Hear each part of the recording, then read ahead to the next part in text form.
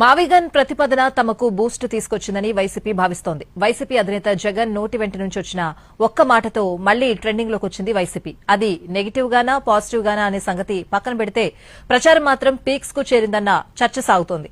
Troll చేయాలనుకున్న వాళ్లే trend ను ఇంకా పెంచేయడంతో నెగిటివ్ గా స్టార్ట్ అయిన ప్రచారం ఆ పార్టీకి పాజిటివ్ మైలేజ్ గా మారిపోయిందా? అందుకే మావిగన్ ట్రెండ్ ను లైవ్ లో ఉంచేందుకు వైసీపీ ప్లాన్ చేసిందా? Let's watch. మావిగన్ అన్న ఒక్క పదం డిబేటబుల్ సబ్జెక్ట్ గా మారింది. దాదాపు నెల రోజులుగా మావిగన్ ట్రెండ్ కొనసాగుతోంది. ఇతర టాపిక్స్ కి అవకాశం ఉన్నా ఈ అంశమే అన్నిటినీ డామినేట్ చేస్తోంది. అందుకే మావిగన్ ట్రెండ్ ను లైవ్ లో ఉంచేందుకు ప్రణాళికలు సిద్ధం చేసింది వైసీపీ. మావిగన్ తో వచ్చిన మైలేజ్ ను రాజకీయంగా కన్వర్ట్ చేసుకునే ప్రయత్నాల్లో ఉంది. ఈ క్రమంలోనే పోర్టులు, హార్బర్ల అంశాన్ని ముందుకు తీసుకువస్తోంది వైసీపీ.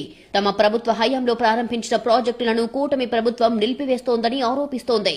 తమ హయాంలో ప్రారంభించిన 4 పోర్టుల పనులు 40% పూర్తయ్యాయని, 6 షిప్పింగ్ హార్బర్లు చివరి దశలో ఉన్నాయని చెబుతున్నారు ఆ పార్టీ నేతలు. మచిలీపట్నం పోర్టు పనుల వేగవంతానికి సంకల్ప సాధన సమావేశం కూడా నిర్వహించారు.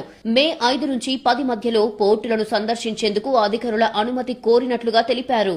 మచిలీపట్నం పోర్టు నిర్మాణం ఏ విధంగా ఆపేసే పరిస్థితికి వచ్చింది ఈ రోజు. దానిపై ప్రభుత్వం కళ్లు తెరిపించి ఆ పోర్టు నిర్మాణాన్ని త్వరితగతిన ముగించి రాష్ట్ర ప్రజల్లోకి అందుబాటులోకి తీసుకురావాలనే ప్రధాన ఉద్దేశంపై ఈ రోజు ఈ కార్యక్రమం ఏర్పాటు చేసుకోవడం జరిగింది. అమరావతికి లక్షల కోట్లు ఖర్చు చేస్తూ పోర్టులు, హార్బర్లకు నిధులు కేటాయించలేరా అని వైసీపీ ప్రశ్నిస్తోంది. ఇదే అంశాన్ని ప్రజల్లోకి తీసుకెళ్లేందుకు పార్టీ కార్యాచరణను వేగవంతం చేస్తోంది.